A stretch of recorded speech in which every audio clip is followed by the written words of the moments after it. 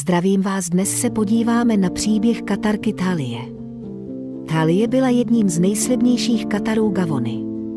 Jako mladá inkvizitorka, voják a přemožitelka upírů prokázala svou hodnotu brzy poté, co absolvovala akademii v Elgood Grounds. Ale byla to její zarputile starostlivá duše, která ji odlišovala a vynesla jí místo mezi elitou Trabenu. Upoutala pozornost muže jménem Lothar, strážce Trabenu, který vedl jednotku elitních ochránců ve službách Lunarchy.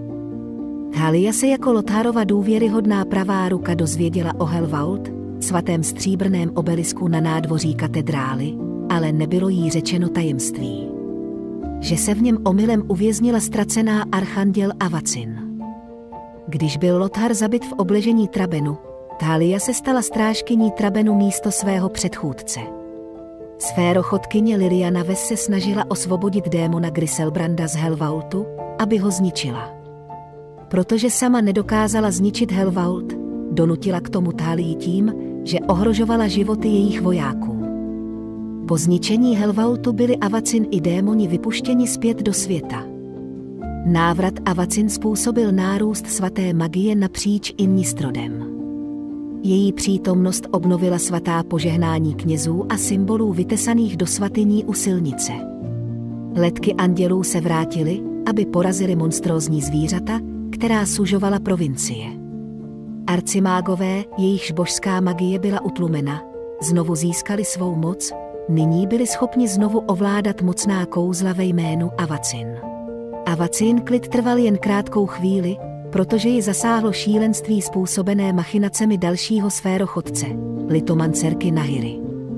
Archandělka se obrátil proti lidem, které přísahala chránit, a začala odstraňovat každou chybu na její rovině tím, že je zabíjel. Mezitím byla církev Avacyn infiltrována Ormendahlovými uctívači z řad Skirsdak. Thalie, která viděla korupci a nebyla schopna reformovat církev, odešla a vytvořila řád svatého Trafta, aby bojoval se zlem. Rem Carolus jí později obdaroval oštěpem zesnulé Avacyn. V bitvě u Trabenu uzavřel řád dočasnou smlouvu s armádou upírů Olivie Voldaren. Spojena s Traftovým duchem bojovala s mnoha Eldrazi. V souboji s Briselou málem zahynula, ale byla zachráněna Sigardou, která začala bojovat s Briselou, když duch Trafta posedl Thalii, vyléčil její rány a zahalil ji do aury, která připomínala anděla, jehož kopí držela. Společně Thalie a Sigarda porazili srostlé sestry. Po Briselině smrti přinutila Emrakulova přítomnost Trafta opustit Thaliino tělo, což způsobilo, že téměř podlehla šílenství. Thalie přežila Travails a přísahala, že obnoví Traben a jeho bývalou slávu společně s vyhlazením armády zombí, kterou ve městě zanechala Liliana. Před zahájením této práce se snažila znovu sejít s Odrikem. Po příjezdu na místo byli napadeni Henrikou Domnaty, která se necítila vázána paktem, který Olivia Voldaren uzavřela s lidmi. Ačkoliv Thalie z tohoto souboje vyvázla, Odrik byl proměněn v upíra.